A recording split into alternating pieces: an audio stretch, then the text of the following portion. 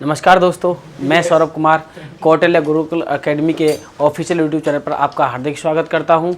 जैसा कि आप सभी को पता होगा कि 1 मई से हमारा अर्जुन बैच प्रारंभ होने वाला था और अर्जुन बैच के तहत आप हमारा जो अर्जुन बैच था हमारा यूपी पुलिस री एग्ज़ाम यानी यूपी पुलिस का जो री एग्ज़ाम होने वाला था उससे संबंधित था हमारा। इस पर आपकी जितनी भी वीडियोस डाली जाएंगी, जितनी भी आपकी क्लासेस आएंगी, वो सिर्फ आपकी यूपी पुलिस से संबंधित रहेंगी। और यूपी पुलिस में मैंने आपको बताया था कि हम आपको क्या पढ़ाएंगे, यानी मैं आपको रीजनिंग पढ़ाऊंगा, बाकी के आपके जो भी अलग अलग फैकल्टीज रहेंगी वो आपके लिए अलग अलग क्लासेस समय समय पर लेकर के आती रहेंगी। और रीजनिंग पढ़ने से पहले रीजनिंग के बारे में सबसे पहले हम ये जान लेंगे कि यूपी पुलिस की जो एक टॉपिक रहता है हमारा रीजनिंग का, उसमें कौन कौन से टॉपिक आपके पूछे जाते हैं। तो सबसे पहले आज हम उन पर चर्चा करेंगे। रीजनिंग में हम क्या क्या टॉपिक्स को पढ़ेंगे। जैसे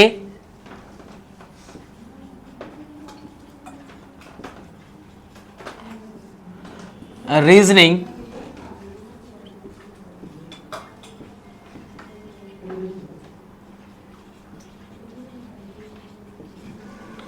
रीजनिंग फॉर यूपीपी कांस्टेबल री एग्जाम।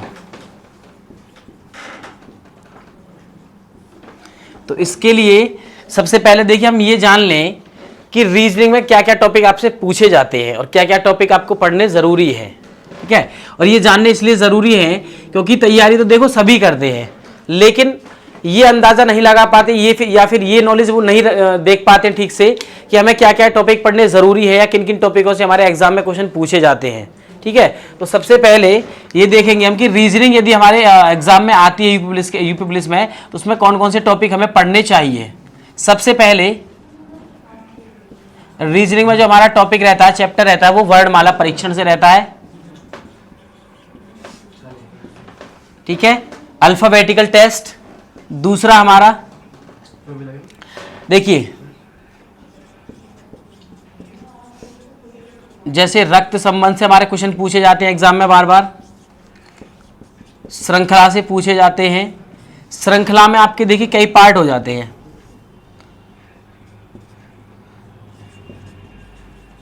संख्या श्रृंखला आपकी, और एक वर्णमाला में श्रृंखला आ जाती है आपकी,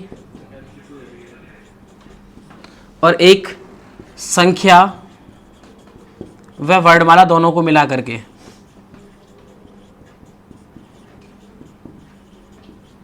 आपके क्वेश्चन पूछ ले जाते हैं। यानी सीरीज का जो आपका टॉपिक रहता है ना, सबसे ज्यादा क्वेश्चन आपके यहीं से पूछे जाते हैं किसी भी एग्जाम में। उसके बाद आपका जैसे घड़ी, कैलेंडर,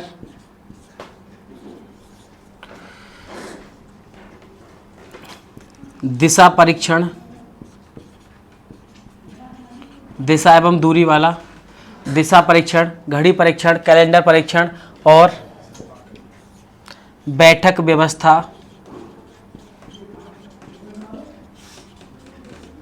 बैठक व्यवस्था और एक रहता है आपका क्रम व्यवस्था, ऑर्डर अरेंजमेंट, और एक सीटिंग अरेंजमेंट। बैठक व्यवस्था हो गया आपका एक, और हो गया क्रम व्यवस्था।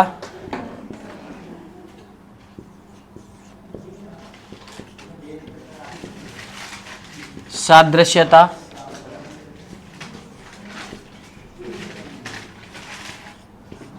अवयव हो गया आपका,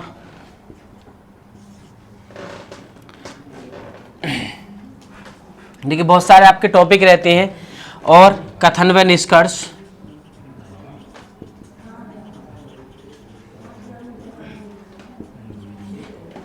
वेन आरेख,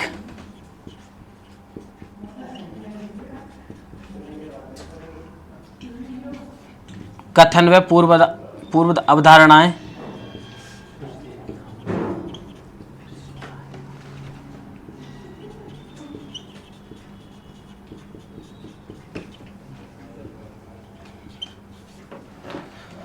डिसीजन मेकिंग आपके निर्णय निर्धारण,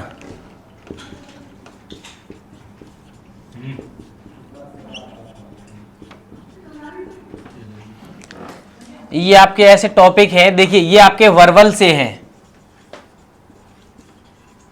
वर्बल रीजनिंग, जहां से आपके क्वेश्चन ज्यादातर पूछे जाते हैं।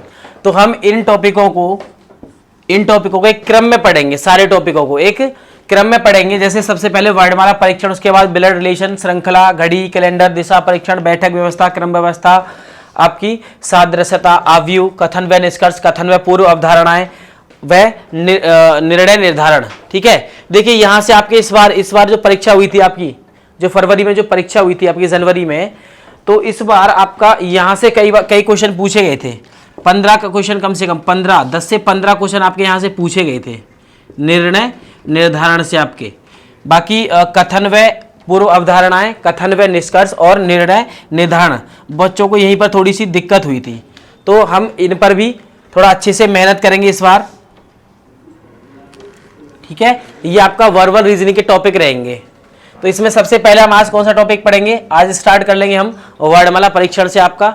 तो सबसे पहला टॉपिक हमारा क्या रहेगा, वर्णमाला परीक्षण से।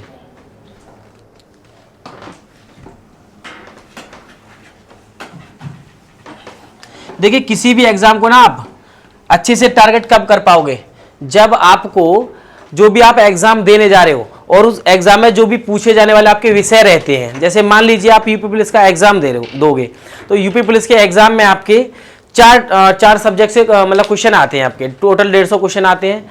चारों सब्जेक्ट में आपका जीएस रहेगा, हिंदी रहेगा, मैथ रहेगा, रीजनिंग रहेगा। मैं आपके लिए रीजनिंग लेकर के उपस्थित रहूंगा और रीजनिंग में मैं जो भी आपके टॉपिक पूछे जाते हैं सिर्फ उन्हीं टॉपिकों पर आपसे चर्चा करूंगा। तो वैसे ही आपको जैसे यूपी पुलिस का आप एग्जाम दोगे ना, तो आपको चारों सब्जेक्ट के बारे में बारीकी से जानकारी होनी चाहिए कि कहां से क्या क्या टॉपिक आपके पूछे जाते हैं और क्या चीज आपको पढ़नी जरूरी है। चाहे वो आपका मैथ हो, चाहे रीजनिंग हो, चाहे जीएस हो, चाहे हिंदी हो। ये नहीं कि बेतुके तरीके से आप कहीं से भी कुछ भी आप पढ़ें। ठीक है, आप अपने एग्जाम को ध्यान में रखते हुए, उसे टारगेट करते हुए ही टॉपिक वाइज चीजों को यदि पढ़ोगे ना, तो अच्छे से आप उसे समझ पाओगे। तो सबसे पहले हम क्या पढ़ेंगे आज, रीजनिंग में हमारा क्या रहेगा, वर्णमाला परीक्षण। और वर्णमाला परीक्षण ये आपकी पहली क्लास होगी अर्जुन बैच की, वर्णमाला परीक्षण। अब देखिए वर्णमाला परीक्षण का मतलब क्या रहेगा आपका, A to Z। और आप सभी ने बचपन से ही ये पढ़ा होगा, A से लेके Z तक के सभी जो लेटर होते हैं आपके, वो कितने होते हैं, 26 होते हैं। कितने होते हैं, 26 होते हैं। अब 26 होते हैं तो सभी को पता होता है, लेकिन यदि आपसे इन लेटरों की पोजीशंस के बारे में पूछ लिया जाए, यानी स्थिति के बारे में पूछ लिया जाए, तब आप थोड़ा सा फंस जाओगे। ठीक है, तो क्या करेंगे, तो हम आज क्या सीखेंगे, ए से लेकर के जेड तक के जो सभी आपके लेटर है उनमें वोवेल, कॉन्सोनेंट और इनकी सभी की पोजीशंस के बारे में आज हम पढ़ेंगे। तो ए टू जेड आपके टोटल कितने लेटर होते हैं, टोटल लेटर आपके कितने होते हैं, 26 होते हैं। 26 में यदि हम किसकी बात करें, वोवेल की बात करें और कॉन्सोनेंट। वोवेल मतलब स्वर और कॉन्सोनेंट मतलब व्यंजन। तो वोवेल कितने होते हैं आपके इंग्लिश अल्फाबेटिकल सीरीज में, 5 आपके वोवेल होते हैं और 21 क्या होते हैं आपके, कॉन्सोनेंट होते हैं। ठीक है, यदि मैं आपसे पूछ लूं कि ए की पोजीशन कौन से स्थान पर है, तो आप क्या बताओगे, 1।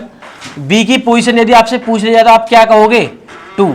ठीक है, तो इसी प्रकार ए से लेकर के जेड तक के सभी जो लेटर हैं उनकी पोजीशंस को आप कैसे याद रख पाओगे, या फिर ये याद रखने क्यों जरूरी है, या फिर इनके याद ना होने से आपको क्या समस्याएं होंगी, ये सभी आप सीखोगे आज मेरे साथ।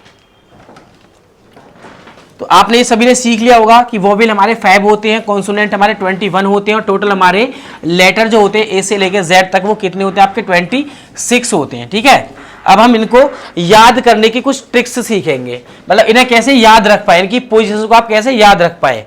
जैसे मान लीजिए आप एक कंपटीशन की तैयारी कर रहे हो। ठीक है, आपने 12th तो किया ही होगा सभी ने। यदि आपने सभी ने 12th किया होगा तो 12th तक आपने ए टू जेड को खूब अच्छे से पढ़ा होगा, लेकिन फिर भी आप 12th के किसी भी स्टूडेंट से यदि आप पूछोगे ए टू जेड के किसी भी लेटर की पोजीशन के बारे में बाएं से या दाएं से, यानी स्टार्टिंग से या फिर लास्ट से आप पूछोगे, तो वो उन्हें ठीक से नहीं बता पाएगा। ठीक है, तो आप इन चीजों को कहां सीखते हो, कंपटीशन लाइन में आकर के सीखते हो। देखिए हमारे टोटल लेटर कितने होते हैं,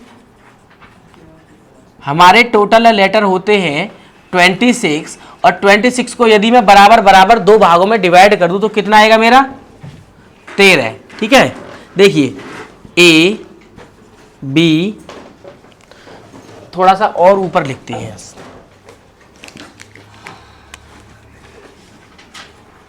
A B C D E F G H I J K L M और ये एन, सभी दिख रहे हैं सर? एन तक दिख रहा है? सभी दिख रहे हैं? सभी को दिख रहा है? ठीक है, कोई नहीं, थोड़ा सा और ऊपर लिखते हैं।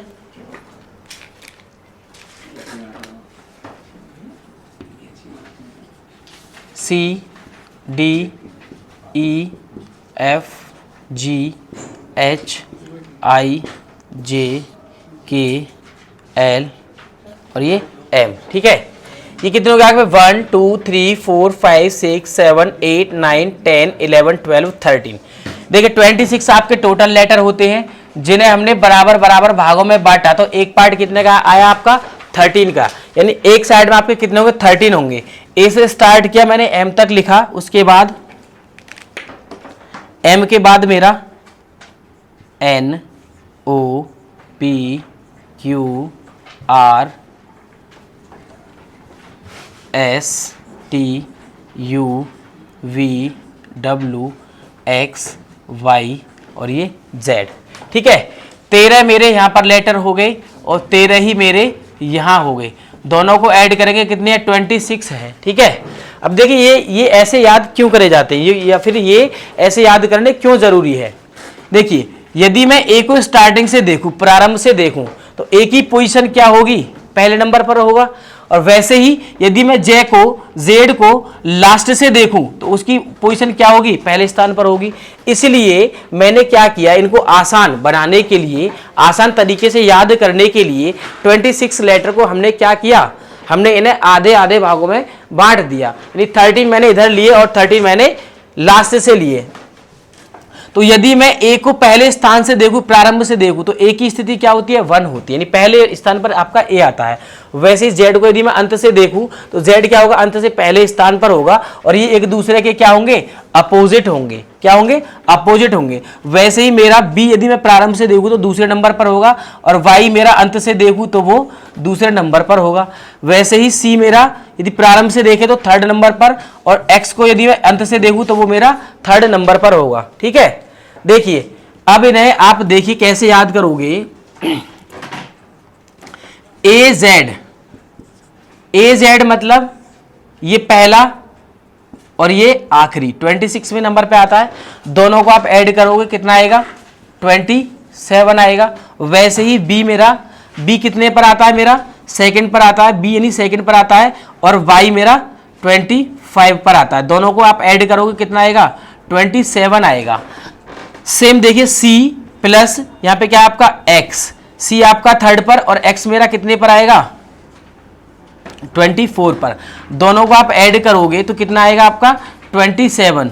तो आप एक बात तो समझ जाइए, यदि ये आपको आसान से तरीकों से याद करनी है, ट्रिक के सहित आपको याद करनी है, सभी लेटर की पोजीशन को आपको याद करना है, तो आप क्या करेंगे? आप ए से लेकर एम तक के जितने भी लेटर हैं उन्हें आप याद कर लीजिए। ठीक है, और भी याद करने का और भी एक और आसान तरीका है, जैसे ए बी सी डी और ये ई, F G H I J K L M N O P Q R S T U V W X Y और ये जेड। देखिए आप इनको देखिए, लेकिन लिखने का तरीका भी देखिए। मैंने क्या किया, 26 में मैंने 5 लेटर्स की क्या बनाई? लाइन बनाई, 5 लेटरों की, यानी एक लाइन में एक पंक्ति में मैंने कितने लेटर लिखे हैं? सिर्फ 5 लेटर। कितने लिखे हैं मैंने? 5 लेटर। और प्रत्येक पंक्ति में कितने लिखे गए हैं? 5। प्रत्येक पंक्ति में कितने लिखे गए हैं? 5। तो टोटल कितने हो गए मेरे? 5 पंक्तियां लिखी गई, तो टोटल कितने हो गए मेरे 25 हो गए। अब आप देखिए प्रत्येक पंक्ति का अंतिम आप लेटर देखिए, ई जे ओ टी वाई, ई जे ओ टी वाई, ये 5वें स्थान पर, 10वें स्थान पर, 15वें स्थान पर, 20वें स्थान पर और ये 25वें स्थान पर। आप ऐसे भी इन्हें याद रख सकते हो, ई जे ओ टी वाई, यानी मैंने सभी के सभी 26 लेटर को मैंने एक पंक्ति में केवल 5 लेटर को लिखा, और 5 लेटर को लिखने पर मेरा जो अंतिम लेटर मिला मुझे वो क्या मिला, ई जे ओ टी वाई। ई की जो पोजीशन है वो कहां से है, यानी प्रारंभ से यदि हम देखें तो ई कौन से स्थान पर आता है, आपका 5वें स्थान पर आता है। ई आपका 5वें स्थान पर, जे आपका 10वें स्थान पर, ओ आपका 15वें स्थान पर, टी आपका 20वें स्थान पर और वाई आपका 25वें स्थान पर आता है।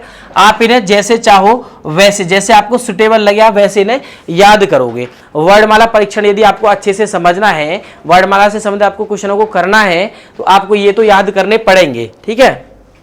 और मैंने आपको बताया कई तरीके, आसान से तरीके मैं आपको बता रहा हूं कि आप कैसे इन्हें याद कर पाओगे। यदि आपको ये इन तरीकों से याद नहीं होते हैं तो आप इन्हें खुद के किसी भी तरीके से, मतलब आपको ये याद करने ही होंगे, ठीक है। तो जब आप इनकी पोजीशंस को याद कर लोगे, ठीक है, इन्हें समझ जाओगे, आप याद कर लोगे, तो उसके बाद आपको क्या करना होगा, देखिए ई आपका 5वें स्थान पर था, जे आपका 10वें स्थान पर है, ओ आपका 15वें स्थान पर है, टी आपका 20वें स्थान पर है और वाई आपका 25वें स्थान पर। जेड आपका सभी को पता होगा, जेड आपका अंतिम स्थान पर। टोटल आपके यदि 26 वर्ड होते हैं, लेटर होते हैं, तो जेड की पोजीशन क्या होगी, 26 होगी। अब आप मुझे एक बात बताइए, यदि मैं स्टार्टिंग से देखूं, यदि मैं प्रारंभ से देखूं, तो ए मेरा कौन से स्थान पर है, पहले स्थान पर है, ठीक है। तो देखिए ए में यानी 1 में मैं कितने ऐड कर दूं, यहां मैंने आपको यही समझाया था कि अंतिम अक्षर का और प्रारंभ से किसी अक्षर का, प्रारंभ से किसी अक्षर, किसी भी लेटर की जो स्थिति होगी, अंत से जो लेटर की वही स्थिति होगी। जैसे मान लो ए पहले स्थान पर है प्रारंभ से, तो जेड अंत से पहले स्थान पर है 26 पर, दोनों का योगफल क्या आएगा, 27 आएगा। अब मान लो यदि आपको ये 13 के 13 लेटरों की पोजीशन याद हो जाए, यदि आप इनकी पोजीशन याद कर लेते हो, तो आप मुझे एक बात बताइए, एल की पोजीशन क्या होती है आपकी 12, क्योंकि के बाद क्या आता है आपका एल आता है, नहीं आता बताओ। तो जे के बाद आपका के आता है, और ई जे ओ टी वाई में, ए जो टी में मैंने आपको बताया ई जे ओ टी वाई, ई जे ओ टी वाई, ई की पोजीशन क्या है 5, 10, 15, 20 और 25। तो ई जे की पोजीशन क्या है आपकी 10, और 10 के बाद जे के बाद क्या आता है आपका के, और के बाद आता है आपका एल। यानी आपको देखो, आप ऐसे भी पहुंच सकते थे कि एल की पोजीशन क्या होगी आपकी 12 होगी, क्या होगी 12 होगी। तो 12 में मैं कितने ऐड कर दूं कि मुझे कितना मिल जाए 27 मिल जाए। तो कितने ऐड कर दूं मैं 15 ऐड कर दूं। अब 15 का मतलब क्या रहेगा, 15 पे आपका क्या आता है बताओ, 15 पर आपका क्या आएगा ओ आएगा, 15 पर क्या आएगा ओ आएगा, ठीक है। तो एल ओ यदि ये पहले से 12वें स्थान पर है, तो अंत से 12वें स्थान पर कौन होगा आपका ओ होगा, नहीं होगा बताओ, अंत से 12वें स्थान पर कौन होगा ओ होगा। क्यों होगा, क्योंकि दोनों का सम क्या आना चाहिए आपका 27 आना चाहिए, क्या आना चाहिए 27 आना चाहिए, ठीक है। यदि आप इन पोजीशंस को याद कर लोगे, तो उसके बाद वर्णमाला से जो आपके क्वेश्चन बनते हैं, आप उन्हें देखिए कैसे बनते हैं। वर्णमाला से जो आपके क्वेश्चन बनते हैं, वर्णमाला परीक्षण से जो आपके क्वेश्चन बनते हैं, वो क्वेश्चन आपके कैसे बनते हैं। देखिए वर्णमाला को यदि आपको समझना होगा, तो वर्णमाला में टोटल लेटर्स कितने होते हैं आपको ये समझने पड़ेंगे। उन लेटरों की पोजीशन प्रारंभ से और अंत से क्या होती है आपको ये समझने पड़ेंगे। कितने वोवेल कितने कॉन्सोनेंट होते हैं आपको ये भी समझना पड़ेगा। और वर्णमाला से जो आपके क्वेश्चन बनते हैं, ठीक है, आपको वो बातें भी समझनी पड़ेंगी। जैसे फॉर एग्जाम्पल वर्णमाला से यदि आपका जो क्वेश्चन बनेंगे, मैं आपको क्वेश्चन बना करके दिखाऊं, तो देखिए क्या होंगे। मैं आपको एक सीरीज देता हूं वर्णमाला परीक्षण में, आपको एक श्रृंखला देता हूं वर्णमाला की, जैसे A Z B Y C X D W, next वाला जो टर्म रहेगा वो आपका क्या रहेगा, ये आपके वर्णमाला से संबंधित क्वेश्चन है। देखिए आप इनको तभी कर पाओगे जब आपको वर्णमाला का अच्छे से ज्ञान होगा, ठीक है। इंग्लिश वर्णमाला का यानी इंग्लिश अल्फाबेटिकल सीरीज का आपको अच्छे से ज्ञान होगा। अब आपको ये पता होगा कि प्रारंभ से ए पहले स्थान पर आता है और अंत से ये कौन से स्थान पर आता है, अंत में 26 पर आता है। तो इन दोनों का सम कितना आएगा, 27 आएगा। इसकी पोजीशन क्या है 2 और वाई की क्या है आपकी 25। दोनों का आप सम करोगे तो आपका क्या मिलेगा 27, ठीक है। वैसे ही सी की पोजीशन क्या है 3 और एक्स की क्या है 24। दोनों को ऐड करोगे क्या आएगा 27 आएगा। डी की पोजीशन क्या है आपकी 4 और डब्ल्यू की क्या होती है आपकी 23। दोनों को ऐड करोगे तो क्या आएगा 27। अब आप चाहे तो ऐसे समझिए, ए के बाद क्या है पहला लेटर आपका क्या है बी के बाद क्या है पहला सी के बाद क्या है डी और डी के बाद क्या आएगा आपका ई, ठीक है, क्या आएगा ई। वैसे आप यहां देखिए, जेड से पहले क्या आता है आपका, जेड से पहले आपका क्या आता है बाई और बाई से पहले क्या आता है आपका एक्स, एक्स से पहले क्या आता है आपका डब्लू और डब्लू से पहले क्या आएगा आपका वी, क्या आएगा वी। तो इस सीरीज में यदि आपसे नेक्स्ट टर्म निकालने के लिए कहता A Z B Y C 6 D W, तो क्या आएगा आपका नेक्स्ट क्या रहेगा ई वी रहेगा, क्या रहेगा ई वी रहेगा। सेकंड क्वेश्चन आप देखिए आप इसे कैसे और कैसे समझ पाते, यदि आपको ये पता होता कि ए का अपोजिट क्या होता है जेड, बी का अपोजिट क्या होता है बाई, सी का अपोजिट क्या होता है एक्स, डी का क्या होता है डब्ल्यू, तो ई का क्या होता है वी, तो एफ का क्या होता है यू, जी का क्या होता है टी, एच का क्या होता है एस, आई का क्या होता है आर, जे का क्या होता है क्यू और के का क्या होता है आपका पी और के बाद क्या होता है एल का अपोजिट क्या होता है ओ, एम का अपोजिट क्या होता है एन और एम क्या होता है आपका 26 लेटरों में यदि हमने उन्हें बराबर बराबर भागों में बांटा तो एम आपका 13वें नंबर पे आता है। नहीं बिल्कुल बीच वाला जो आपका लेटर रहता है वो क्या रहता है एम रहता है। नहीं आधे आधे भागों में यदि बराबर बराबर दो भागों में आप अल्फाबेटिकल सीरीज को बांटोगे तो 13वें स्थान पर कौन रहेगा आपका एम रहेगा, कौन रहेगा एम, और एम का अपोजिट क्या रहेगा आपका एन रहेगा, ठीक है।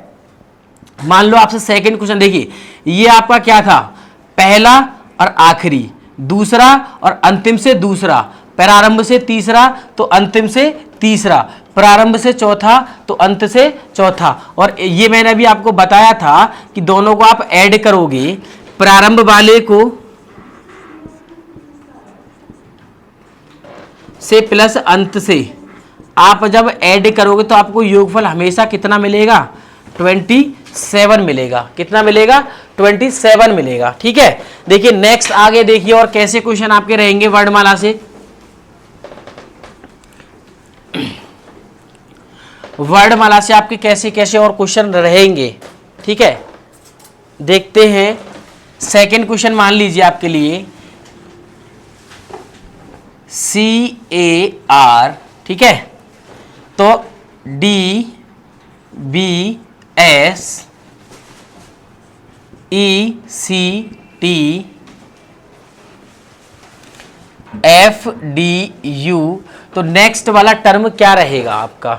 देखिए सी के बाद क्या आता है आपका, पहला टर्म क्या था सी था, यहाँ इस वाले वर्ड में पहला जो लेटर है वो आपका क्या है CAR में पहला जो लेटर है आपका वो क्या है सी है।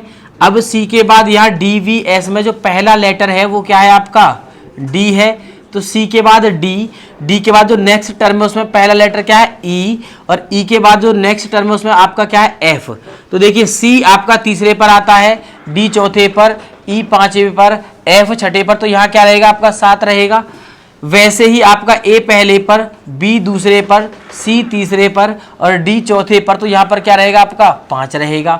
और आर की पोजीशन क्या होती है आपकी 18, तो एस की क्या रहती है आपकी 19 और टी की क्या होती है 20 और यहाँ पे क्या रहेगा फिर 21, यानी 7, 5 और 21, यानी 7 की पोजीशन यदि आपको पता है कि 7वें पोजीशन पे आपका इंग्लिश अल्फाबेटिकल सीरीज में आपका कौन सा लेटर आता है, तो 7 पे क्या आता है आपका जी और 5 पे क्या आता है आपका ई और 21 पे क्या आएगा आपका टी।